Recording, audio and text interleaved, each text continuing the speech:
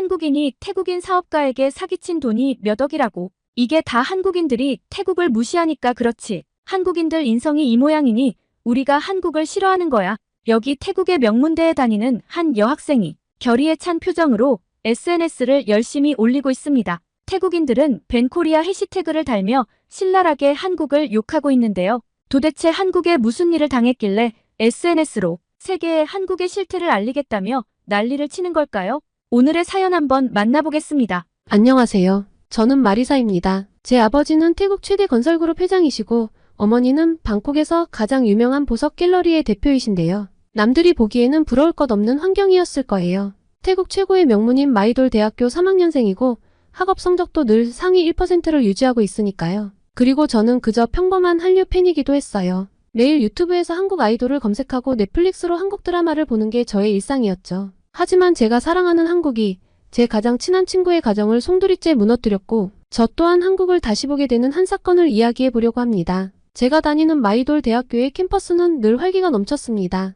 하지만 오늘은 뭔가 달랐어요. 평소라면 한국 아이돌 음악을 들으며 걸었을 텐데 주변의 시선이 불편하게 느껴졌죠. 또 한국 기업이 철수한대. 이번엔 대규모 공장이래. 지나가는 학생들의 대화가 귀에 들어왔어요. 최근 들어 이런 뉴스가 끊이지 않았죠. 한국 기업들의 잇따른 철수로 일자리를 잃은 사람들의 분노가 커지고 있었어요. 거기다 한국 정부가 태국 불법 체류자들을 대거 추방하면서 SNS에선 벤코리아 운동이 거세게 일었죠. 마리사, 너는 아직도 그런 거 보고 있어? 뒤에서 들려온 목소리에 휴대폰 화면을 급히 껐어요. 좋아하는 그룹의 신곡이 나와서 몰래 보고 있었는데 마치 잘못한 일을 들킨 것 같은 기분이었죠. 라차, 오랜만이다. 한국에 있지 않고 왜 여기 있어? 라차의 표정이 어두웠어요. 6개월 전부터 한국에서 IT 스타트업을 준비하고 있었는데 뭔가 좋지 않은 예감이 들었습니다. 나 한국에서 사기를 당했어. 순간 귀를 의심했어요. 라차는 늘 신중하고 똑똑한 아이였는데 말이에요. 처음엔 정말 믿을만한 투자자 같았어. 여러 번 만나면서 신뢰도 쌓았고 계약서도 변호사랑 꼼꼼히 검토했는데 라차의 눈에서 눈물이 흘러내렸어요. 더 큰 문제는 그 돈이 라차 부모님의 은퇴 자금이었다는 거예요. 돈을 보내고 나서부터 연락이 끊겼어. 경찰에 신고했는데 이미 해외 계좌로 다 빠져나가고 없대. 한국인이 내 뒤통수를 친 거야. 캠퍼스 곳곳에 붙은 포스터가 눈에 들어왔어요. 벤코리아 운동에 동참하세요. 우리의 일자리를 지켜주세요. 불과 몇 주 전만 해도 없던 광경이었죠. 지금 태국 사람들이 한국에서 얼마나 고통받고 있는지 알아? 불법 체류자라고 한들 짐승처럼 쫓겨나고 있어. 라차의 목소리가 떨렸어요. 뉴스에서도 연일 보도되는 내용이었죠. 수천 명의 태국인들이 강제 추방되면서 양국 관계는 최악으로 치달았습니다. 그날 이후 라차는 완전히 달라졌어요. 수업에도 잘 나오지 않았고 연락을 해도 대부분 받지 않았죠. SNS에는 벤코리아 해시태그를 연신 달았고 제가 올렸던 K-POP 관련 게시물에도 날선 댓글을 남기기 시작했어요. 라차가 우울증 진단을 받았대. 한 달 뒤 공통 수업을 듣는 친구에게 소식을 들었어요. 약도 처방받았지만 잘 먹지 않는다고 했죠. SNS를 열 때마다 가슴이 답답해졌어요. 예전에는 즐거운 팬들의 이야기로 가득했던 공간이 이제는 혐오와 분노로 가득 찼습니다.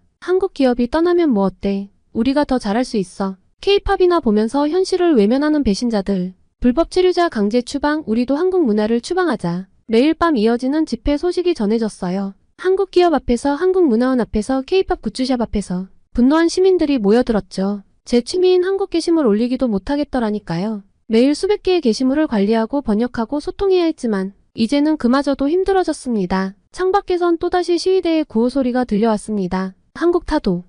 우리의 존엄을 지키자. 그 소리를 들으며 스마트폰을 바라보았죠. 좋아하는 그룹의 새 뮤직비디오가 올라왔다는 알림이 떠 있었지만 재생 버튼을 누를 용기가 나지 않았습니다. 라차의 우울증 소식이 들린 뒤로 밤잠을 이루기가 힘들어졌어요. 매일 밤 천장을 바라보며 생각에 잠기곤 했죠. 거리에선 반한 시위가 계속되고 뉴스에선 양국 갈등을 보도하고 그 속에서 저는 점점 더 혼란스러워졌습니다. 내가 사랑했던 한국 문화는 이제 어디로 가야 할까요? 분노와 배신감 속에서 진실은 어디에 있을까요? 창밖의 시위 소리를 들으며 저는 또 한숨을 내쉬었습니다. 다음날 가족들과 함께하는 아침 식사 자리는 평소와 달리 무거웠어요. 아버지는 평소보다 일찍 신문을 펼쳐들었고 어머니는 걱정스러운 눈빛으로 아버지를 바라보셨죠. 최근 주가가 또 떨어졌대요. 어머니의 조심스러운 말에 아버지는 한숨만 내쉬었어요. 태국 최대 건설그룹의 회장이신 아버지는 최근 들어 부쩍 피곤해 보이셨죠. 한국 거래처들과의 관계가 악화되면서 주요 프로젝트들이 줄줄이 중단되고 있었거든요. 마리사, 오늘 저녁에는 일찍 들어오려무나. 아버지의 목소리가 평소보다 낮았습니다. 요즘 들어 자주 늦게까지 회사에 계시던 아버지가 일찍 귀가하신다니 분명 중요한 이야기가 있으실 것 같았어요. 학교에 도착하자 캠퍼스는 여전히 시끄러웠습니다. 벤코리아 운동이 더욱 거세지면서 곳곳에서 역시나 시위가 벌어지고 있었죠. 태국 전체를 뒤흔들고 있었어요. 마리사 잠깐 볼 수 있을까? 강의가 끝나고 나오는데 지도 교수님이 부르셨어요. 교환학생 지원 마감이 코앞으로 다가왔는데 아직 결정을 못했다는 걸 아시는 것 같았죠. 이번에 한국의 대학교에서 연락이 왔단다. 내 성적과 한국어 실력이면 합격은 확실할 것 같아. 교수님의 말씀에 가슴이 뛰었어요. 솔직히 기뻤는데 동시에 불안감도 밀려왔습니다. 지금 이 시기에 한국으로 간다는 게 과연 옳은 걸까? 한국인들이 날 차별하면 어쩌지? 그리고 한국이 라차 말대로 나쁜 나라면 어쩌지? 불안감이 꼬리를 물고 이어졌습니다. 그리고 그날 저녁 식사 자리에서 아버지는 평소보다 많이 지쳐 보이셨습니다. 한국 쪽 파트너사들과의 계약이 대부분 파기될 것 같구나. 20년 넘게 쌓아온 관계가 이렇게 끝나다니. 아버지의 떨리는 목소리를 처음 들었어요. 회사의 주력 사업 대부분이 한국 기업들과 연관되어 있었는데 이번 사태로 모든 게 물거품이 될 위기습니다. 아버지의 우울한 얼굴을 보니 저도 한국의 배신감이 느껴지더군요. 그래도 마리사, 너는 걱정하지 말거라. 내 꿈을 위해서라면 아버지가 어떻게든. 순간 눈시울이 붉어졌어요. 이런 상황에서도 저를 먼저 생각해주시는 아버지가 너무 감사하면서도 마음이 아팠습니다. 방으로 돌아와 책상에 앉았어요. 교환학생 지원서가 놓여 있었죠. 마감까지 이제 3일. 결정을 해야만 했어요. 그때 휴대폰이 울렸어요. 라차였습니다. 너 정말 한국으로 가려고 해? 차가운 목소리였어요. 라차에게 교환학생 지원 생각을 말했을 때부터 예상했던 반응이었지만 실제로 들으니 가슴이 아팠습니다. 응, 사실 가려는 쪽으로 마음이 기울었어. 한번 직접 봐야겠어. 우리가 보고 듣는 게 전부가 아닐 수도 있잖아. 미쳤구나. 넌 정말 미쳤어. 내가 당한 게 뭔지도 모르는 거야? 지금 태국 사람들이 얼마나 고통받고 있는지도. 라차의 목소리가 점점 커졌어요. 우울증 치료를 받고 있다는 소식을 들은 후로는 처음 나누는 대화였는데 이렇게 될 줄은 몰랐죠. 라차, 난 그저 됐어. 더 이상 말하지 마. 너 같은 배신자랑은 더 이상 친구하고 싶지 않아. 전화가 끊겼습니다. 깊은 한숨을 내쉬며 노트북을 켰어요. 포털 사이트에는 연일 한국 관련 부정적인 뉴스가 쏟아지고 있었죠. 하지만 동시에 묘한 의문도 들었어요. 이게 정말 전부일까? 지난 3년간 한국 문화를 통해 느낀 감동과 위로는 진짜가 아니었을까? 단순한 포장된 이미지일까? 아니면 우리가 보지 못한 또 다른 모습이 있는 걸까? 책상 서랍을 열어 오래된 콘서트 티켓을 꺼내보았어요. 그날의 감동, 그들이 전해준 메시지, 함께 울고 웃었던 순간들. 이 모든 게 거짓일 리는 없다고 생각했습니다. 지원서를 다시 펼쳤어요. 한글로 한자 한자 정성스럽게 써내려갔습니다. 저는 진실을 보고 싶습니다. 한국의 그리고 우리의 진짜 모습을. 창밖에서 들리는 시위 소리, 회사의 위기, 라차의 분노. 모든 게 저를 막아서고 있었지만 오히려 그래서 더 가봐야 할 것 같았어요. 그리고 다음날 아침 지원서를 제출했습니다. 라차에게서 온 수십 통의 부재중 전화와 문자를 무시한 채 담담히 걸음을 옮겼죠. 캠퍼스 게시판에는 여전히 반한 시위 포스터가 가득했지만 이제는 두렵지 않았어요. 진실은 결국 편견과 분노 너머에 있을 테니까요. 그리고 그 진실을 찾아가는 게 제가 할 수 있는 최선이라 믿었습니다. 그렇게 시간이 흘러 저는 한국으로 오게 되었습니다. 인천공항에 내리자마자 피곤이 몰려왔어요. 긴장된 마음으로 비행기에 올라 한숨도 자지 못했거든요. 입국 심사를 기다리며 주변을 둘러보니 세계적인 공항답게 엄청 컸어요. 드라마에서 보던 것보다 훨씬 으리으리해서 심장이 두근거리더라고요. 모든 것이 깔끔하고 체계적으로 움직이는 게 인상적이었습니다. 그리고 택시를 타고 서울로 향하는 동안 휴대폰에 뜨는 태국 뉴스 알림들이 마음을 무겁게 했어요. 또 다른 한국 기업 철수, 반환 시위 격화. 과연 제가 잘 적응할 수 있을까요? 아버지 얼굴과 라차의 얼굴이 자꾸만 겹쳐 보였습니다. 그렇게 학교에 도착했어요. 기숙사를 찾아가 배정받은 방으로 향했죠. 짐을 풀고 나니 이제야 실감이 나더라고요. 정말 한국에 왔구나. 다음날 아침 가장 먼저 충격을 받은 건 도서관이었어요. 새벽 7시가 조금 넘었는데 벌써 자리에 반이 차 있었죠. 노트북을 펼치고 공부하는 학생들, 원서를 읽으며 형광펜으로 줄을 긋는 모습들. 한국인들은 학구열이 높다는데 정말 인상적이었습니다. 그리고 강의가 시작되고 나서 더 놀랐어요. 교수님의 질문에 바로바로 손이 올라가고 토론은 치열했죠. PPT 화면보다 학생들이 받아 적는 속도가 더 빨랐습니다. 태국에서는 상위권이었는데 여기서는 그저 따라가기에 급급했죠. 그리고 아무도 제가 태국인이라고 무시하지 않았습니다. 차별적인 시선도 없었고 오히려 하나라도 더 알려주려 하는 모습에 깜짝 놀랐어요. 라차나 태국에서 들었던 말과는 달리 한국인들은 정말 친절했습니다. 한국에 대해서 많은 외국인들이 놀라는 것들이 또 있는데요. 특히 사업을 위해 한국에 방문한 외국인들이 감탄하는 회사가 있다고 합니다. 독보적인 업계 1위이면서 고객 만족뿐 아니라 지역사회 환원까지. 세상에 도움이 필요한 곳에 아낌없이 나눔과 봉사를 실천하고 있어 더욱 놀라움을 자아내는데요. 바로 신차 장기 렌트 및 리스 회사인 KS 오토플랜입니다. 차량 구매뿐 아니라 기존 차량 처분까지 원스톱으로 처리가 가능한 건 물론 항상 고객님께 듣고 고객님으로부터 답을 찾아 고객님께 돌려드리는 기업을 표방하는 만큼 렌트와 리스 시 중도 해지를 원하시는 경우 고객님이 최대한 페널티를 적게 가지고 가시도록 체계화된 승계 부서를 운영하고 있습니다. 사람을 최우선으로 생각하는 회사답게 처음 회사를 시작하던 그 마음 그대로 취약계층 아동과 시설의 지원을 아끼지 않는 KS 오토플랜. 따뜻한 심장을 가진 KS 오토플랜이 구독자 여러분들을 위해 특별한 혜택을 준비했습니다. 지금 고정 댓글을 클릭하시고 구독자분들만을 위한 특별한 혜택과 함께 이웃을 위한 나눔까지 실천해보세요. 이제 소유가 아닌 이용의 시대. 더 현명한 선택을 원하시다면 지금 당장 KS 오토플랜에서 시작하세요. 그렇게 2주차쯤 지났을 때였을까요? 학교 게시판에서 현장 실습 프로그램 공고를 보게 됐어요.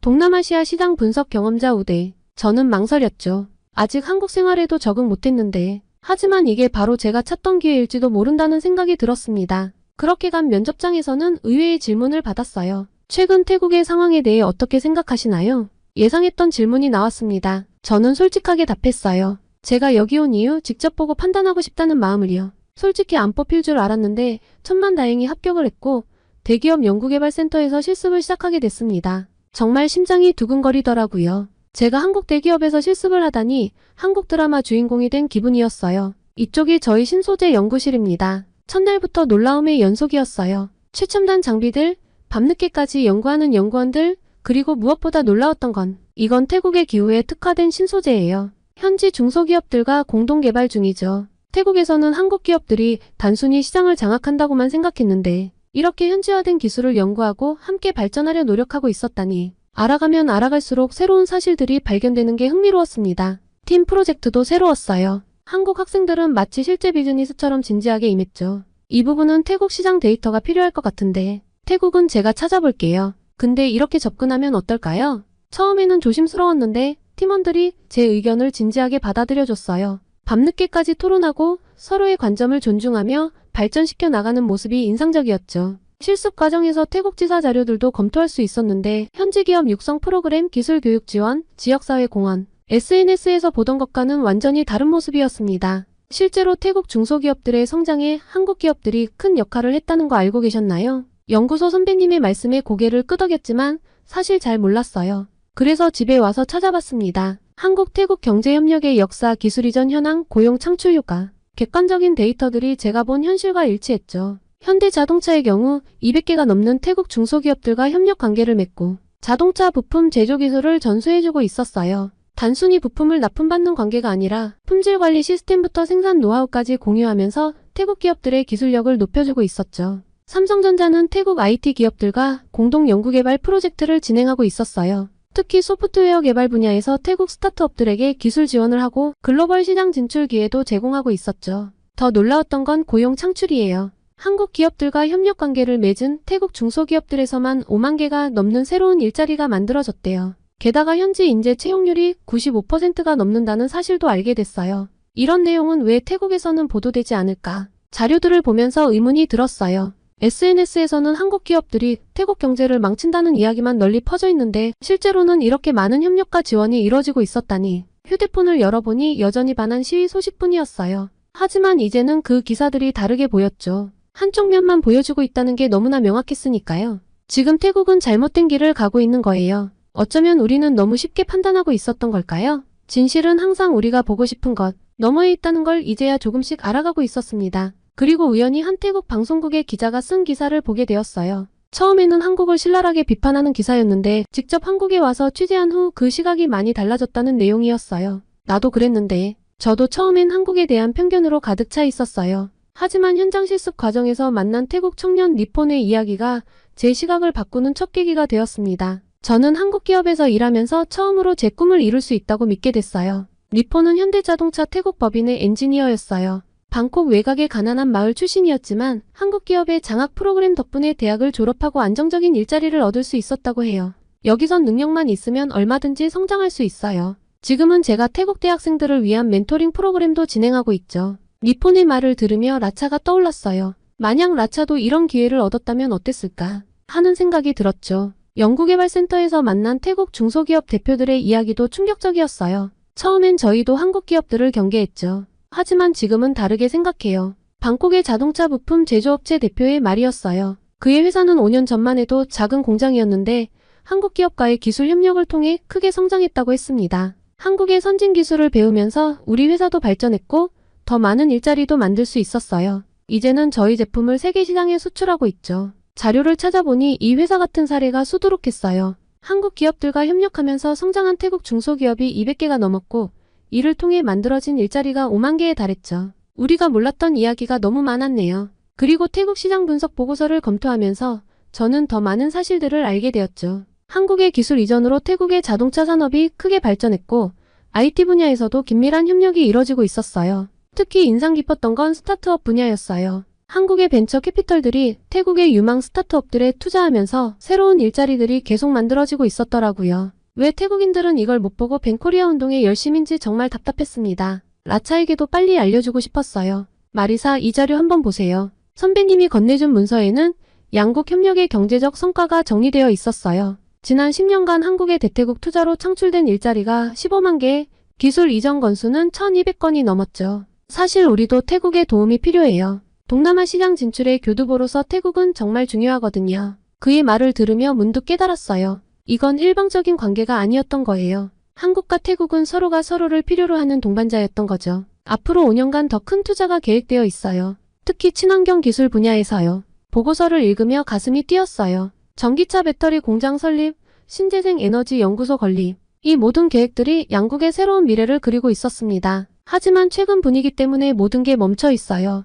안타깝죠. 그 말을 듣자 저도 덩달아 마음이 무거워졌습니다. 우리가 서로를 너무 모르고 있었던 걸까? 저는 생각했어요. 편견과 오해가 이렇게 많은 기회를 가로막고 있다는 게 안타까웠습니다. 하지만 동시에 희망도 보였어요. 지금이라도 서로를 이해하고 협력한다면 더 큰 성장을 이룰 수 있을 것 같았거든요. 창밖으로 보이는 서울의 야경을 바라보며 생각했어요. 이제는 제가 무엇을 해야 할지 조금은 알 것 같았습니다. 이런 진실을 더 많은 사람들에게 알려야 해요. 그래야 우리가 함께 성장할 수 있으니까요. 손가락이 키보드 위에서 떨렸습니다. SNS에 첫 번째 게시물을 올리려는 순간이었죠. 한국에서 보낸 한 달, 그리고 내가 발견한 것들이라는 제목의 긴 글이었어요. 정말 올려도 될까? 마지막으로 한 번 더 읽어보았어요. 한국 기업들의 실제 모습, 태국 중소기업과의 협력 사례들, 청년 일자리 창출. 제가 직접 보고 느낀 것들을 진심을 담아 썼죠. 제발 사람들이 제 진심, 그리고 진실을 알아줬으면 하는 바람이 컸습니다. 깊은 숨을 들이신 후 게시 버튼을 눌렀어요. 처음 1시간은 조용했어요. 하지만 그 후, 이게 무슨 친한국 프로파간다야? 너도 한국 돈에 매수당한 거야? 우리나라는 안중에도 없나 보네. 댓글이 폭포수처럼 쏟았습니다. 처음에는 하나둘이었는데 점점 더 많아졌어요. 매국노. 태국인의 자존심은 어디다 팔아먹은 거야? 한국에 세뇌당했네. 불쌍해. 너 같은 배신자는 태국으로 돌아오지 마. 심장이 쿵쾅거렸습니다. 손이 떨려서 휴대폰을 제대로 잡을 수도 없었죠. 숨이 막힐 것 같았어요. 그때 라차에게서 메시지가 왔습니다. 너 정말 실망이다. 제정신이니? 내가 당한 일을 잊었어? 이건 나까지 개무시하는 거야. 한국 사람들이 얼마나 나쁜지 너도 들었으면서. 라차의 메시지가 가장 아팠어요. 절친한 친구였는데 이제는 완전히 등을 돌린 것 같았습니다. 라차야, 내 말 좀 들어줘. 여기서 본 건 보낸 메시지는 읽지 않은 채로 남아있었습니다. 라차의 인스타그램을 보니 절 언팔로우했더군요. 그날 밤 기숙사방에서 울면서 태국 뉴스를 봤어요. 벤코리아 운동이 더욱 거세지고 있다는 기사였죠. 댓글들은 한국에 대한 증오로 가득했습니다. 다음날 상황은 더 악화됐어요. 제 SNS 계정으로 계속해서 악성 메시지가 쏟아졌고 일부 극성 팬들은 제 개인정보를 퍼뜨리기 시작했거든요. 마리사의 아버지가 한국 기업과 거래하는 회사 회장이래. 그래서 이런 글을 쓴 거야. 걔네 집 주소 찾았다. 여기야. 무서웠어요. 정말 무서웠어요. 하지만 동시에 화도 났죠. 제가 본 진실을 이렇게 왜곡하고 매도하는 게 너무 억울했으니까요. 그래서 두 번째 글을 썼어요. 더 구체적인 자료와 데이터를 첨부하면서 잠깐만요. 우리가 너무 한쪽 면만 보고 있는 건 아닐까요? 제가 직접 본 한국은 하지만 상황은 더 나빠졌습니다. 이번에는 제 태국대학교 커뮤니티까지 발칵 뒤집혔어요. 마이돌 대학의 명예를 실추시키는 행위. 한국 유학 다녀와서 우리나라 욕하는 애. 저런 애가 우리 학교 대표로 갔다니. 눈물이 멈추지 않았어요. 폰을 끄고 싶었지만 그럴 수도 없었습니다. 가족들이 걱정될까봐. 그런데 어머니께서 전화를 하셨어요. 마리사 괜찮니? 아버지가 회사에서 항의 전화를 많이 받고 계시네. 목이 메었어요. 제 행동이 가족들에게까지 영향을 미치고 있다는 사실이 너무 괴로웠죠. 죄송해요, 엄마. 제가. 괜찮아, 딸. 내가 옳다고 믿는 걸 한 거잖아. 엄마의 따뜻한 말씀에 또다시 눈물이 흘렀습니다. 밤새 고민했어요. 글을 내려야 할까? 아니면 계속 진실을 알려야 할까? 제가 본 것들은 분명 진실이에요. 하지만 이 진실을 알리는 과정에서 제가 감당해야 할 대가가 너무 컸습니다. 창밖을 바라보며 생각에 잠겼어요. 이곳에서 본 것들, 배운 것들, 그리고 깨달은 진실들. 이걸 포기하고 싶지 않았습니다. 노트북을 다시 펼쳐들었어요.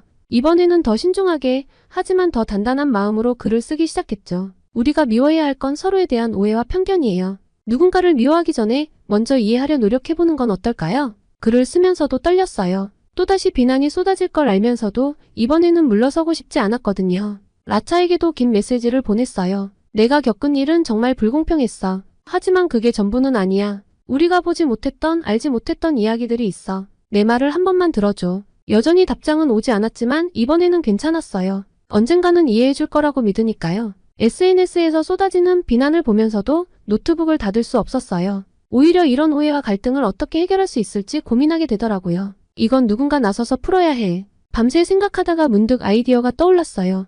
SNS상의 논쟁이나 일방적인 글로는 부족해요. 직접 만나서 이야기를 나눠야 해요. 한국 태국 청년 교류 포럼. 떨리는 손으로 기획안을 작성하기 시작했습니다. 처음에는 단순한 아이디어였는데 쓰다 보니 구체적인 형태가 잡히기 시작했어요. 양국 청년들이 직접 만나 대화할 수 있는 자리, 특히 창업과 취업에 관심 있는 학생들이 모여서 아침이 밝아올 때까지 기획안을 다듬었어요. 한국 기업에서 성공한 태국 청년들의 사례 발표, 스타트업 준비하는 청년들의 토론회, 양국 기업 인사 담당자들과의 만남까지 계획에 모두 넣었어요. 마리사, 이거 정말 대단한데? 한국 친구 선영이가 기획안을 검토해주면서 말했어요. 국제교류처에 제안해보라고 조언해 주었죠. 교수님께도 자문을 구했어요. 흥미로운 시도네요. 하지만 현실적인 어려움이 많을 거예요. 교수님의 우려는 당연했어요. 예산 문제도 있고 양국 학생들의 참여를 이끌어내는 것도 쉽지 않을 거예요. 하지만 이대로 멈출 순 없었죠. 한번 시도해보겠습니다. 퇴근 후에도 이메일을 보내고 전화를 돌리고 있어요.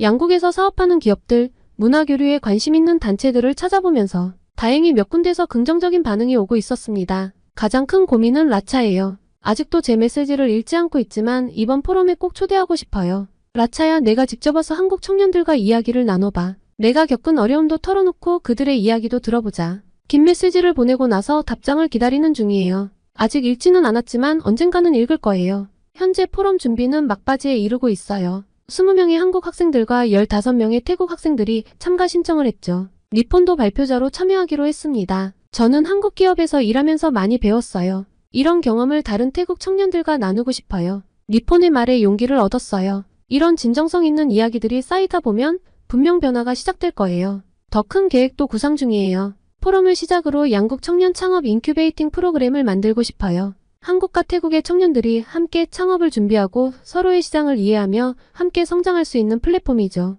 이건 단순한 교류 프로그램이 아니에요. 우리의 미래를 함께 만들어가는 거죠. 발표 자료를 준비하면서 이런 생각이 들었습니다. 지금 SNS에서는 여전히 비난과 악성 댓글이 이어지고 있지만 이제는 두렵지 않아요. 진실은 결국 만남을 통해 전해질 거야. 포럼 날짜가 다가오고 있어요. 모든 게 완벽하진 않겠지만 이게 시작이에요. 첫걸음이 가장 어렵다지만 누군가는 그 첫걸음을 내딛어야 하니까요. 마리사, 포럼 포스터 초안이 나왔어. 디자인팀에서 보내온 포스터를 보며 가슴이 뛰었습니다. 함께 꿈꾸는 미래, 한태 청년 교류 포럼. 이제 정말 현실이 되어가고 있네요. 라차에게 또 메시지를 보냈습니다. 내가 겪은 일은 정말 불공평했어. 하지만 그걸 변화시킬 수 있는 건 우리야. 이번 포럼에서 내 이야기를 들려줘. 내 경험이 다른 청년들에게 도움이 될 거야. 아직도 답장은 없지만 포기하지 않을 거예요. 이건 라차만의 문제가 아니니까요. 우리 모두의 이야기, 우리 모두의 미래니까요. 현재 인큐베이팅 프로그램 기획안도 작성 중이에요. 실리콘밸리의 스타트업 인큐베이터들을 참고하면서 한국과 태국의 특성을 반영한 프로그램을 구상하고 있죠. 양국의 장점을 결합하면 더 큰 시너지가 날 거예요. 이제 첫 포럼이 일주일 앞으로 다가왔어요. 떨리지만 설레는 마음이 더 큽니다. 이게 끝이 아닌 시작이 될 거라는 걸 알고 있으니까요. 그리고 라차에게 답장이 왔어요. 마리사, 기분을 좀 가라앉히고 네가 보낸 메시지들을 다 읽어봤어. 보내준 자료들도 봤고 내가 개인적인 감정으로 한국에 오해가 있던 게 맞아. 인정해. 저는 정말 뛸 듯이 기뻤습니다. 그래서 내 사기당한 사건도 다시 봤는데 뒤통수 친 놈이 한국인이 아니라 조선족이라더라. 중국인이래. 그리고 라차가 포럼에 오겠다고 말할 땐 눈물까지 날 뻔했더라니까요. 저는 지금도 포럼 준비로 바쁜 나날을 보내고 있어요. 여러분께 제 이야기를 들려드리는 동안에도 태국에서 새로운 참가 신청이 들어왔다는 소식을 받았네요. 여러분, 제 이야기를 여기까지 들어주셔서 진심으로 감사드립니다. 처음 한국에 왔을 때의 불안한 마음, 현장 실습에서 배운 것들, SNS에서 맞닥뜨린 비난과 고민들, 이 모든 이야기를 끝까지 귀 기울여 들어주셔서 감사해요.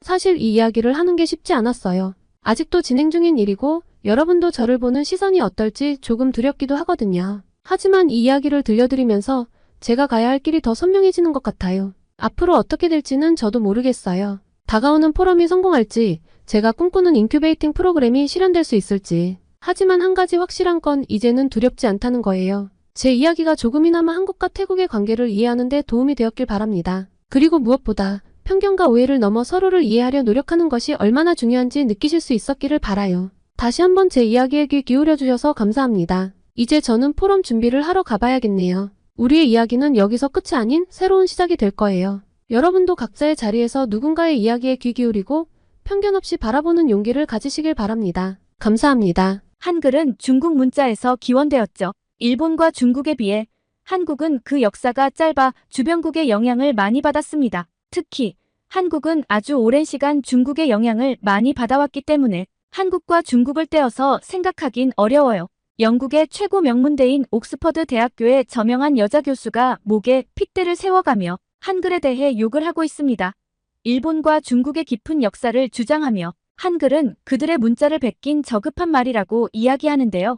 영국에 거주하는 한인들은 이 명문대 교수에 대해 역사를 왜곡하고 있다며 성명을 발표했고 현지 언론에 대서특필되며 큰 이슈가 되었다고 합니다. 이번 사건에 대해 저희에게 사연이 도착했는데요. 어떤 이야기일지 한번 들어볼까요? 안녕하세요. 저는 옥스퍼드 대학교 미디어학과의 올리비아 베넷 교수입니다. 글로벌 커뮤니케이션과 디지털 미디어가 제 주요 연구 분야예요. 20년 넘게 이 분야에서 일하면서 다양한 문화권의 언어와 미디어 사용 패턴을 연구해왔죠. 제 경력은 BBC 월드 서비스에서 기자로 시작됐어요. 그곳에서 일하는 동안 전 세계의 다양한 언어와 문화를 접할 수 있었는데 이 경험이 제가 학계로 발을 들이는 계기가 되었습니다. 옥스퍼드에서 박사 학위를 받은 후 여러 대학에서 강의를 하다가 결국 모교인 옥스퍼드로 돌아와 교수직을 맡게 되었어요. 제 연구는 주로 디지털 시대의 언어 변화와 문화 간 커뮤니케이션에 초점을 맞추고 있습니다. 최근에는 인공지능과 언어의 상호작용에 대해서도 많은 관심을 갖고 있죠. 솔직히 저는 한글이란 글자엔 관심이 없었습니다. 다양한 문화를 공부했지만 한글은 제 관심사가 아니었어요. 동아시아의 문자라면 단연 한자, 그리고 여기에서 파생된 일본어에 관심이 컸죠. 그러던 어느 날 저는 런던의 수호거리를 걷고 있었어요. 거기에선 늘 새로운 것을 발견하게 되는데 그날도 마찬가지였죠. 평소와 다름없이 거리를 산책하던 중 문득 눈에 들어온 간판 하나가 있었어요. 중국어일까 싶어서 자세히 들여다보았는데 한자가 아닌 낯선 문자로 가득했습니다. 당시 저는 오랫동안 중국 문자를 연구해왔기 때문에 중국 문자의 아름다움과 깊이에 빠져 있었어요. 특히 갑골 문자부터 현대 한자까지 이어지는 긴 역사와 체계에 깊은 감명을 받았었죠. 그래서 저는 동아시아 문자하면 당연히 중국 문자가 으뜸이라고 생각했어요. 하지만 자세히 보니 이 간판의 글자들은 제가 알고 있던 어떤 중국 문자와도 달랐어요. 둥근 모양과 직선이 조화롭게 어우러진 글자들이 신기하고 자꾸 보니 마치 그림처럼 아름답게 보였어요. 호기심에 이끌려가게 안으로 들어갔어요. 작은 한국 식당이더라고요. 주인에게 간판에 대해 물어보니 그건 한글이라는 한국의 문자라고 설명해 주더군요. 순간 저는 의아했어요. 한국에도 고유한 문자가 있나요? 중국 문자를 사용하지 않나요? 라고 물었죠. 주인은 웃으며 대답했어요. 네, 한글은 600년 전에 세종대왕이 만드신 우리만의 문자예요. 과학적 원리로 만들어져 배우기 쉽고 사용하기 편리해요. 저는 그 말을 듣고 피식 웃고 말았어요. 600년이요? 중국 문자의 역사에 비하면 아주 짧은 시간이네요. 아마도 중국 문자를 모방해서 만든 걸 거예요. 한국은 역사가 짧아서 주변국의 영향을 많이 받았잖아요. 주인의 표정이 굳어졌어요. 그는 차분하게 설명하기 시작했죠. 교수님, 한글은 중국 문자와는 전혀 다른 원리로 만들어졌어요. 소리를 표현하는 독창적인 문자 체계를 가지고 있죠. 역사가 짧다고 해서 가치가 떨어지는 건 아니에요. 하지만 저는 여전히 회의적이었어요. 글쎄요, 동아시아에서 중국의 영향을 받지 않은 것은 없다고 봐요. 한글도 결국은 중국 문자의 한 변형일 뿐일 겁니다. 이 대화는 우연히 그곳에 있던 한국 유학생들의 귀에 들어갔고 그들은 격앙된 반응을 보였어요. 저의 발언이 SNS를 통해 퍼지면서 한인 커뮤니티에 큰 파장을 일으켰죠. 금세 제 신원을 알아내고 비판의 소리를 높였어요. 그리고 다음날 영국 내 한인단체에서 성명을 발표했어요. 베넷 교수의 발언은 역사적 사실을 왜곡하고 한글의 가치를 폄하하는 것이라며 강하게 밀어붙였습니다. 이 일은 현지 언론에 대서특필되며 큰 논란이 되었어요. 당시 저는 제 발언이 이렇게 큰 파장을 일으킬 줄 몰랐어요. 하지만 이 사건을 계기로 저는 한글에 대해 더 깊이 연구해보기로 결심했습니다. 그리고 그 과정에서 제가 얼마나 무지하고 편견에 사로잡혀 있었는지 깨닫게 되었죠. 처음엔 제 주장이 맞을 거라고 생각했어요. 하지만 조사를 거듭할수록 저는 한글에 완전히 빠져들고 말았습니다. 미디어학 교수로서 다양한 커뮤니케이션 도구를 연구해왔지만 한글은 그 어떤 것과도 다른 매력을 지니고 있었어요. 특히 글로벌 커뮤니케이션 도구로서의 가능성이 무궁무진해 보였습니다. 대부분의 문자가 자연스럽게 발전한 것과 다르게 한글은 과학적인 원리로 의도적으로 만들어졌다는 점이 진짜 흥미로웠습니다. 한글의 구조를 파헤칠수록 그 독창성에 감탄하게 됐어요. 그리고 아주 체계적인 구조 덕분에 한글은 배우기 쉽고 사용하기 편리한 문자 시스템이라는 걸 알게 됐습니다. 왕이 백성을 위해 만든 글자라니 너무 멋지고 대단하지 않나요? 이런 한글의 탄생 배경은 제게 큰 울림을 주었어요. 또한 다양한 언어의 발음을 정확하게 표현할 수 있습니다. 너무 신기했어요. 저는 한글을 활용한 새로운 커뮤니케이션 방식을 개발할 수 있지 않을까 하는 생각이 들었습니다. 예를 들어 한글의 자음과 모음 조합, 원리를 응용해 새로운 형태의 이모티콘이나 시각적 언어를 만들어낼 수 있을 것 같았어요. 그리고 한글의 기하학적 디자인은 현대적인 감각과도 잘 어울리거든요. 한글 글자를 이용한 패턴 디자인이나 타이포그래피 아트 등을 생각해 볼 수 있었죠. 이런 아이디어들을 정리하면서 한글을 주제로 한 강의를 준비하기 시작했습니다. 미디어학과 학생들에게 한글의 특성과 그 활용 가능성에 대해 소개하고 싶었거든요. 특히 한글이 어떻게 현대의 디지털 미디어 환경과 조화를 이룰 수 있는지에 초점을 맞추고자 했어요. 강의 날이 다가올수록 긴장과 기대가 동시에 들었어요. 과연 학생들이 한글에 관심을 가질까? 내가 전하고자 하는 한글의 가치를 잘 이해할 수 있을까? 이런 생각들이 머릿속을 맴돌았죠. 그러면서도 한편으로는 이 강의가 새로운 시작이 될 수 있다는 희망에 부풀었습니다. 한글을 통해 언어와 문화 그리고 미디어의 관계에 대한 새로운 시각을 제시할 수 있을 것 같았어요. 또한 이를 계기로 더 큰 프로젝트를 시작할 수 있지 않을까 하는 기대도 있었고요. 강의를 준비하면서 문득 그날 소어거리에서 본 한글 간판이 떠올랐어요. 우연히 마주친 그 간판이 제 인생에 이렇게 큰 변화를 가져올 줄은 정말 몰랐습니다. 그때의 호기심과 설렘을 떠올리며 이제는 제가 학생들에게 그런 감정을 전달해줄 차례라는 생각이 들었죠. 강의실에 들어서자 학생들의 호기심 어린 눈빛이 느껴졌습니다. 그들의 반응이 기대되면서도 한편으로는 긴장되기도 했죠. 여러분, 오늘은 특별한 주제로 여러분과 이야기를 나누고자 합니다. 이렇게 말문을 열었어요. 바로 한글이라는 문자 체계에 대한 이야기입니다. 아마 대부분의 여러분에게는 생소한 주제일 텐데요. 학생들의 표정이 조금 의아해 보였습니다. 아마도 미디어학 수업에서 왜 갑자기 낯선 문자 체계를 다루는지 궁금해하는 것 같았어요. 하지만 곧 그들의 표정이 흥미로움으로 바뀌는 것을 볼 수 있었습니다. 저는 한글의 기본 구조와 원리를 설명하기 시작했습니다. 파워포인트 슬라이드를 넘기며 한글의 자음과 모음 체계를 보여주었어요. 보시다시피 한글은 단순한 기본 요소들의 조합으로 복잡한 소리를 표현할 수 있습니다. 이것이 바로 한글의 가장 큰 특징이죠. 학생들 중 한 명이 손을 들고 질문했습니다. 그렇다면 한글은 컴퓨터 프로그래밍 언어와 비슷한 건가요? 정확히 그렇습니다. 저는 흥분된 목소리로 대답했어요. 한글의 이런 특성은 디지털 시대에 매우 적합해요. 마치 프로그래밍 언어처럼 한글도 간단한 요소들을 조합해 복잡한 의미를 만들어낼 수 있거든요. 강의가 진행될수록 학생들의 반응은 더욱 열정적으로 변해갔습니다. 저희 학생들은 계속해서 질문을 던졌고 때로는 서로 토론을 벌이기도 했죠. 한글이 현대 미디어에 어떻게 적용될 수 있을지, 글로벌 커뮤니케이션에 어떤 영향을 미칠 수 있을지에 대한 다양한 아이디어가 오갔습니다. 이런 학생들의 반응에 저도 덩달아 흥분되었어요. 그들의 창의적인 아이디어는 제가 미처 생각하지 못했던 한글의 새로운 가능성을 보여주었거든요. 여러분의 아이디어가 정말 훌륭해요. 저는 너무 기뻐서 말했죠. 이런 생각들을 발전시켜 실제 프로젝트로 만들어 볼 수 있을 것 같아요. 어떤가요? 함께 한글을 활용한 새로운 미디어 프로젝트를 시작해볼까요? 학생들의 반응은 뜨거웠습니다. 그들은 즉시 팀을 꾸리고 아이디어를 구체화하기 시작했어요. 한글을 이용한 새로운 폰트 디자인, 한글 기반의 프로그래밍 언어 개발, 한글을 활용한 AR 애플리케이션 등 다양한 프로젝트가 제안되었습니다. 강의가 끝난 후에도 많은 학생들이 남아 더 많은 질문을 던졌어요. 그들의 열정을 보며 이것이 단순한 일회성 강의로 끝나지 않을 것이라는 확신이 들었습니다. 다음날 저는 놀라운 소식을 듣게 되었어요. 제 강의를 들은 학생들이 자발적으로 한글 미디어 연구회를 만들었다는 거였죠. 그들은 정기적으로 모여 한글과 관련된 프로젝트를 진행하고 싶다고 했습니다. 이 소식은 곧 학과 전체로 퍼져나갔고 다른 교수들도 관심을 보이기 시작했어요. 디자인학과, 컴퓨터공학과, 심지어 언어학과 교수들까지 한글 연구에 동참하고 싶다는 의사를 밝혔습니다. 옥스퍼드 대학 전체가 한글 열풍에 휩싸인 것 같았어요. 도서관에는 한글 관련 서적이 대출대기 목록에 올랐고 학생 식당에서는 한글로 된 메뉴판이 등장하기도 했죠. 심지어 대학 신문에는 옥스퍼드의 새로운 언어 혁명이라는 제목의 기사가 실리기도 했습니다. 이런 변화를 지켜보며 저는 한글이 가진 힘을 다시 한번 실감했어요. 단순한 문자 체계를 넘어 한글은 사람들을 연결하고 새로운 아이디어를 촉발하는 강력한 매개체가 되고 있었거든요. 하지만 동시에 책임감도 느꼈습니다. 이제 한글에 대한 관심이 일시적인 유행으로 끝나지 않도록 해야 했어요. 한글의 진정한 가치와 잠재력을 지속적으로 연구하고 발전시켜 나가야 했습니다. 그래서 저는 더 큰 프로젝트를 구상하기 시작했어요. 단순히 대학 내에서의 연구를 넘어 한글을 전 세계에 알리고 그 가치를 공유할 수 있는 방법을 고민했습니다. 그리고 마침내 하나의 아이디어가 떠올랐죠. 글로벌 한글 미디어 프로젝트를 하기로 결심했습니다. 이 프로젝트를 통해 한글의 아름다움과 실용성을 전 세계에 알리고 동시에 새로운 커뮤니케이션 방식의 가능성을 탐구하고자 했어요. 이 아이디어를 학생들과 동료 교수들에게 제안했을 때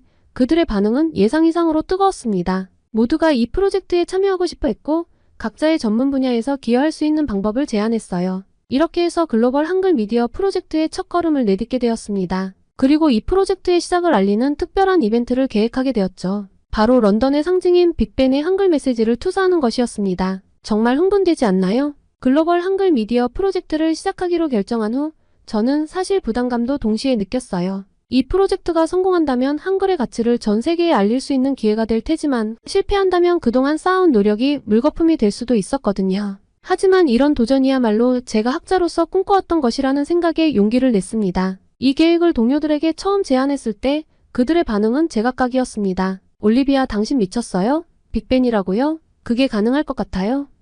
존 교수가 놀란 눈으로 물었습니다. 저는 웃으며 대답했어요. 불가능해 보이죠. 하지만 그게 바로 우리가 이 프로젝트를 해야 하는 이유예요. 불가능해 보이는 일을 가능하게 만드는 것, 그게 바로 혁신 아닐까요? 사라 교수는 고개를 끄덕이며 말했습니다. 동의해요. 하지만 실행에 옮기려면 엄청난 준비가 필요할 거예요. 기술적인 문제부터 시작해서 정부 허가까지요. 만만치 않은 일이 될 거예요. 맞아요. 저는 깊이 숨을 들이쉬며 말했습니다. 그래서 여러분의 도움이 필요한 거죠. 우리 모두의 지식과 경험을 모아야 해요. 이렇게 해서 우리의 대담한 계획이 시작되었습니다. 첫 번째 과제는 기술적인 문제를 해결하는 것이었어요. 빅벤의 거대한 표면에 선명하게 한글을 투사하기 위해서는 고성능 프로젝터와 특수 소프트웨어가 필요했습니다. 다행히도 컴퓨터 공학과의 마이클 교수가 이 부분을 맡아주었어요. 다음 문제는 투사할 한글 메시지의 내용이었습니다. 단순히 아름다워 보이는 것을 넘어 의미 있고 감동적인 메시지여야 했죠. 이를 위해 우리는 전 세계 사람들로부터 한글로 된 메시지를 공모하기로 했습니다. 소셜미디어를 활용해 캠페인을 펼치면 어떨까요? 미디어학과 학생인 레이첼이 제안했어요. 해시태그를 만들어 전 세계 사람들의 참여를 유도할 수 있을 것 같아요. 이 아이디어는 큰 호응을 얻었고 곧 빅벤한 해시태그가 탄생했습니다. 우리의 예상을 뛰어넘어 전 세계에서 수많은 메시지가 쏟아졌어요. K문화를 사랑하는 사람들이 엄청 많더군요. 그러나 가장 큰 난관은 정부의 허가를 받는 것인데 빅벤은 영국의 상징적인 건물이기 때문에 이런 형태의 이벤트를 허가받는 것은 쉽지 않아요. 우리는 수차례의 회의와 설득 끝에 마침내 조건부 허가를 받아냈습니다. 24시간 동안만 허가해 주겠다고 하네요. 행정팀의 리사가 말했습니다. 그리고 투자되는 내용에 대해서도 사전 검열을 요구하고 있어요. 괜찮아요. 저는 팀원들을 안심시키려 노력했죠. 오히려 이 제안이 우리의 창의력을 자극할 거예요. 가장 핵심적이고 감동적인 메시지만을 선별해야 하니까요. 그리고 드디어 이벤트 당일이 되었습니다. 템스강 건너편에 장비를 설치하고 마지막 점검을 하는 동안 제 마음은 여전히 불안감으로 가득했어요. 과연 이 프로젝트가 성공할 수 있을까? 사람들이 한글의 아름다움과 의미를 이해해줄까? 해가 지고 어둠이 내리자 우리는 숨을 죽이고 기다렸습니다. 그리고 마침내 빅벤의 거대한 표면에 한글이 나타나기 시작했어요. 사랑, 희망, 영국 등등 한글로 쓰인 단어들이 빅벤을 수놓았습니다. 그 순간 주변에 모여든 사람들의 탄성이 들렸어요. 대대수가 처음 보는 문자였지만 그 아름다움과 의미가 그들의 마음에 와닿은 것 같았습니다. 저게 뭐예요? 한 어린아이가 부모에게 물었습니다. 한글이래. 한국의 글자야. 부모가 대답했어요. 예뻐요. 제 이름도 저렇게 쓰고 싶어요. 이 대화를 듣는 순간 마음이 벅차오르더군요. 모든 것을 보상받은 기분이었어요. 밤이 깊어갈수록 빅벤 주변은 더 많은 사람들로 붐볐습니다. 영국의 유명한 방송사들의 뉴스는 이 이벤트를 다루기 시작했어요. 올리비아, 우리가 해냈어요. 사라 교수가 흥분된 목소리로 말했습니다. 이게 바로 우리가 꿈꿔왔던 거예요. 한글이 전 세계인의 마음을 사로잡고 있어요. 저는 고개를 끄덕이며 미소 지었습니다. 네, 우리가 해냈어요. 하지만 이건 시작에 불과해요. 이제부터가 진짜 시작이에요. 이벤트가 끝나고 며칠 후 우리 팀은 결과를 정리하는 회의를 가졌습니다. 소셜미디어 반응, 뉴스 보도, 그리고 현장에서의 피드백 등을 종합적으로 분석했죠. 놀라운 결과예요. 데이터 분석을 맡은 톰이 보고했습니다. 24시간 동안 우리 해시태그가 전 세계에서 500만 번 이상 사용되었어요. 이 숫자를 듣고 모두가 놀랐습니다. 우리의 예상을 훨씬 뛰어넘는 반응이었어요. 여러분, 저는 감격에 찬 목소리로 말했습니다. 우리는 단순히 한글을 소개한 게 아니에요. 우리는 새로운 문화 교류의 장을 열었어요. 이게 바로 우리가 꿈꿔왔던 글로벌 커뮤니케이션의 미래가 아닐까요? 그렇게 회의가 끝나고 연구실로 돌아오는 길에 저는 이 프로젝트의 다음 단계에 대해 생각했습니다. 빅벤 이벤트의 성공을 바탕으로 이제는 더 큰 규모의, 더 지속적인 프로젝트를 계획해야 할 때였어요. 그런데 얼마 후 빅벤 프로젝트의 성공으로 한글에 대한 세계적 관심이 고조되던 중 예상치 못한 폭탄이 터져버렸어요. 바로 중국 베이징 대학의 장 웨이 교수가 한글은 중국 문자에서 유래했다는 주장을 담은 논문을 발표한 거예요. 이 소식을 접한 순간 제 머릿속이 하얘졌어요. 이게 무슨 말도 안 되는 소리람. 저는 떨리는 손으로 논문을 읽어 내려갔습니다. 장 교수의 주장은 한글의 자음이 중국 전국시대의 고문자와 유사하다는 것이었죠. 그는 세종대왕의 일을 참고해 한글을 만들었다고 주장했습니다. 이 논문은 순식간에 국제학계의 뜨거운 감자가 되었어요. 소셜미디어에서는 찬반 논쟁이 격렬하게 벌어졌고 주요 언론에서도 이 문제를 다루기 시작했습니다. 심지어 일부 서양 학자들은 장 교수의 주장에 동조하는 모습을 보였어요. 올리비아, 이거 큰일 났어요. 동료 교수인 마이클이 연구실로 뛰어들어왔습니다. 우리가 그동안 해온 모든 노력이 물거품이 될지도 몰라요. 저는 깊은 한숨을 내쉬었습니다. 알아요, 마이클. 하지만 우리가 진실을 밝혀야 해요. 한글의 독창성과 가치를 지켜야 한다고요. 그 순간 제 마음속에 불같은 결의가 일었습니다. 이건 단순한 학문적 논쟁이 아니었어요. 저의 커리어가 걸린 일이기도 했고 역사를 왜곡한 쪽은 중국이라는 건 제가 확신하고 있었으니까요. 저는 즉시 반박 논문 작성에 착수했습니다. 밤을 새워가며 역사적 자료를 뒤지고 언어학적 분석을 실시했어요. 동료들과 한국의 학자들에게 자문을 구하기도 했죠. 그렇게 일주일 후 드디어 반박 논문이 완성되었습니다. 저는 떨리는 마음으로 국제언어학회에 논문 발표를 신청했어요. 그리고 얼마 후 런던에서 열리는 국제언어학 심포지엄에서 화상으로 장 교수와 직접 토론할 기회를 얻었습니다. 심포지엄 당일 옥스퍼드 대학의 강당은 전 세계에서 온 언어학자들로 가득 찼습니다. 대형 스크린을 통해 장 교수가 먼저 자신의 주장을 펼쳤어요. 그의 말이 끝나자 청중들 사이에서 술렁임이 일었습니다. 제 차례가 되었을 때 저는 깊게 숨을 들이마시고 단상에 올랐어요. 존경하는 동료 여러분, 제 목소리가 흔들리지 않도록 노력하며 말을 시작했습니다. 오늘 저는 한글의 독창성과 그 가치에 대해 말씀드리고자 합니다. 먼저 저는 한글 창제의 역사적 배경과 이어서 한글의 과학적 원리를 설명했어요. 한글의 자음은 발음 기관의 모양을 본떠 만들었습니다. 이는 중국 문자의 원리와는 완전히 다른 것입니다. 그리고 한글의 체계성을 강조했죠. 한글은 14개의 자음과 10개의 모음으로 이루어져 있습니다. 이들을 조합하면 모든 소리를 표현할 수 있죠. 이런 체계적인 구조는 중국 문자에서는 찾아볼 수 없습니다. 장 교수의 주장을 직접적으로 반박하기 시작했습니다. 장 교수님은 한글 자음이 중국 고문자와 유사하다고 주장하셨습니다. 하지만 이는 표면적인 유사성일 뿐입니다. 실제로 한글의 제자 원리와 운용 방식은 중국 문자와 근본적으로 다릅니다. 구체적인 예를 들어가며 설명을 이어갔어요. 예를 들어 미음이 입모양을 본뜬 것이라는 점, 니은이 혀가 위진몸에 닿는 모양을 나타낸다는 점 등은 중국 문자에서는 찾아볼 수 없는 특징입니다. 마지막으로 한글의 독창성을 입증하는 역사적 증거를 제시했어요. 훈민정음 해례본 아시죠? 이 고서에는 한글 창제의 원리와 과정이 상세히 기록되어 있습니다. 이 문서는 한글이 독자적으로 창제되었음을 명확히 보여주고 있습니다.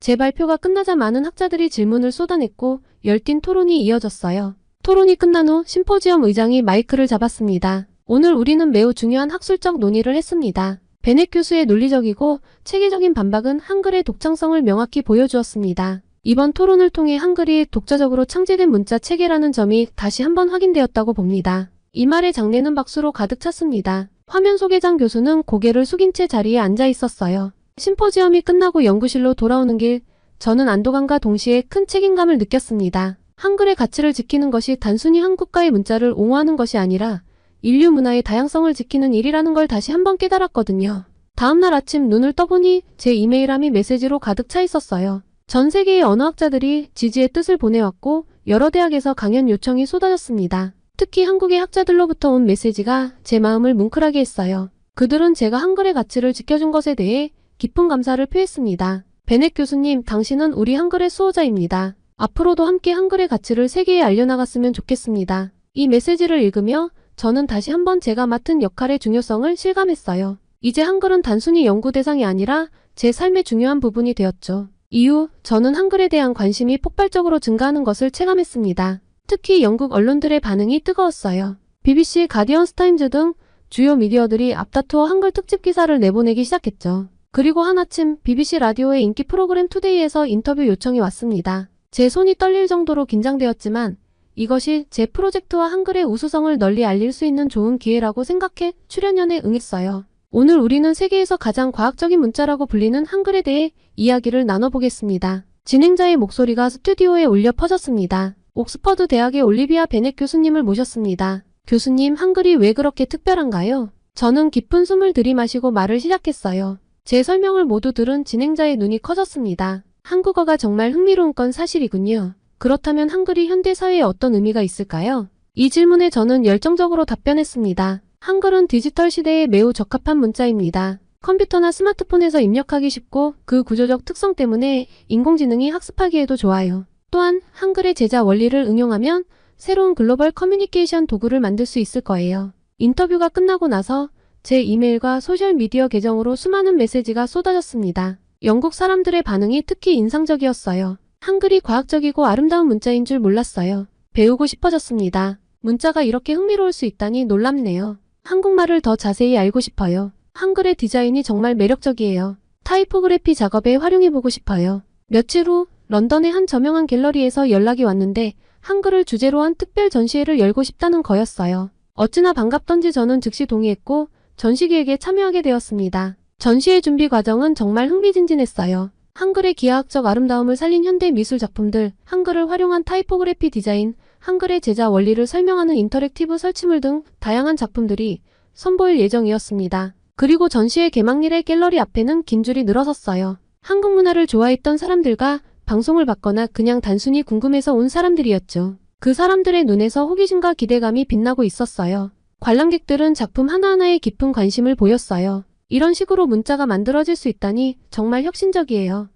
한 관람객이 감탄했습니다. 또 다른 관람객은 한글 타이포그래피 작품을 보며 이렇게 말했어요. 이 글자들이 가진 기하학적 아름다움이 정말 매력적이네요. 마치 추상 미술 작품 같아요. 전시회는 대성공이었습니다. 예상 관람객 수를 훨씬 뛰어넘는 인파가 몰렸고 전시 기간을 연장해달라는 요청이 쇄도했어요. 영국 미술계에서도 큰 관심을 보였고 몇몇 유명 작가들은 한글을 주제로 한 작품을 만들고 싶다며 연락을 해왔습니다. 이 성공에 고무되어 저는 더 큰 꿈을 꾸기 시작했어요. 한글을 주제로 한 문화축제를 기획하기로 한 거죠. 음악, 미술, 문학, 기술 등 다양한 분야에서 한글의 아름다움과 실용성을 보여줄 수 있는 행사를 구상했습니다. 한글 위크라는 이름으로 기획된 이 축제는 런던 전역에서 열릴 예정이었어요. 트라팔가 광장에서는 대형 한글 설치 미술이, 테이트 모던에서는 한글 영상 아트 전시가, 로열 알버트 홀에서는 한글을 주제로 한 현대 음악 공연이 열릴 계획이었습니다. 축제 준비 과정에서 저는 한국 대사관과 긴밀히 협력했어요. 그들도 이 기회를 통해 한국 문화를 알리고 싶어 했거든요.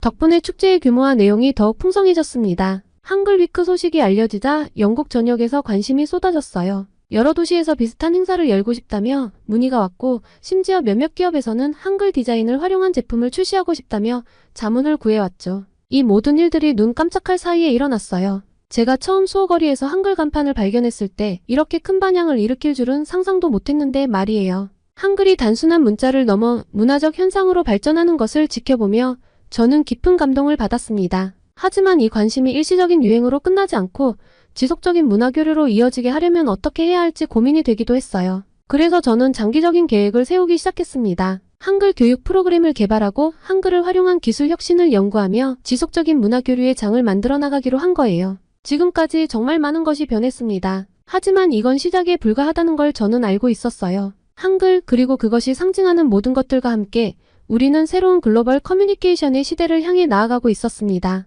런던에서 시작된 한글 열풍은 점차 더 멀리 퍼져나가기 시작했습니다. 한글 위크 행사가 대성공을 거둔 후 저는 전 세계 각지에서 강연 요청을 받았어요. 파리, 뉴욕, 시드니 등 세계 각국의 대학과 문화기관에서 한글에 대해 이야기해달라는 초청이 쏟아졌죠. 이런 관심에 부응하기 위해 저는 글로벌 한글 네트워크라는 온라인 플랫폼을 만들었습니다. 이 플랫폼을 통해 전 세계 사람들이 한글을 배우고 한글로 소통하며 한글을 활용한 창작물을 공유할 수 있게 했어요. 올리비아, 우리가 해냈어요.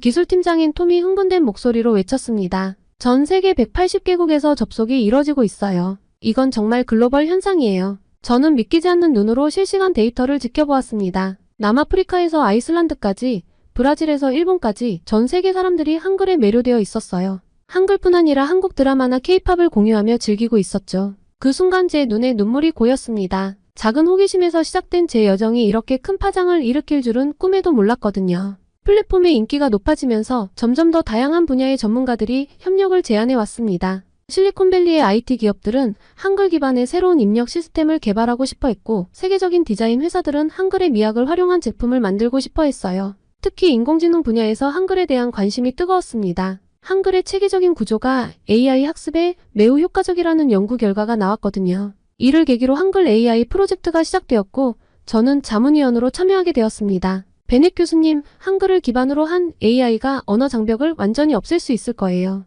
AI 팀장인 사라가 열정적으로 말했습니다. 우리는 지금 역사적인 순간을 만들어가고 있는 거예요. 이 말을 들으며 저는 가슴이 뛰는 것을 느꼈습니다. 한글이 단순한 문자를 넘어 미래 기술의 핵심이 될 수 있다는 가능성에 흥분되었죠. 이런 변화를 지켜보며 저는 한글이 가진 무한한 가능성에 다시 한번 놀라워했습니다. 동시에 한글의 본질이 변질되지 않도록 해야 한다는 사명감도 커졌어요. 저는 미래를 그려보았어요. 전 세계 사람들이 한글로 소통하는 모습, 한글을 바탕으로 한 새로운 예술과 기술이 꽃피는 모습, 그리고 한글의 정신으로 더 평등하고 조화로운 세상을 만들어가는 모습을 상상했습니다. 다음날 아침 저는 일찍 일어나 노트북을 펼쳤습니다. 전 세계 한글 사용자들을 위한 새로운 프로젝트 구상에 착수한 거예요. 한글을 통해 전 세계의 소통과 이해를 증진시키는 것이 제 삶의 목표가 되었으니까요. 이제 진짜 시작이야. 저는 창밖으로 떠오르는 태양을 바라보며 중얼거렸습니다. 한글과 함께 우리는 새로운 글로벌 커뮤니케이션의 시대를 열어갈 거야. 그리고 그 순간 저는 이 여정이 제 인생에서 가장 의미 있고 흥미진진한 모험이 될 것이라는 확신이 들었습니다. 한글의 세계와 그것은 단순한 언어의 확산이 아닌 새로운 문화의 탄생이자 인류의 실현이 될 것입니다. 그리고 저는 그 중심에서 작은 힘이나마 보탤 수 있다는 사실에 가슴이 벅차올랐습니다. 앞으로 한글이 연결하는 그 세상을 상상하며 저는 새로운 하루를 시작했습니다. 이제 한글은 단순한 연구 대상이 아닌 제 삶의 일부가 되었고, 그것이 가져올 변화를 위해 저는 오늘도 열심히 노력할 것입니다. 여러분, 지금까지 제 이야기를 함께 해주셔서 진심으로 감사합니다. 이 이야기가 여러분께 한글의 아름다움과 가치를 전달하는 작은 계기가 되었기를 바랍니다. 여러분의 일상에 한글의 아름다움과 지혜가 함께하기를 바랍니다. 감사합니다.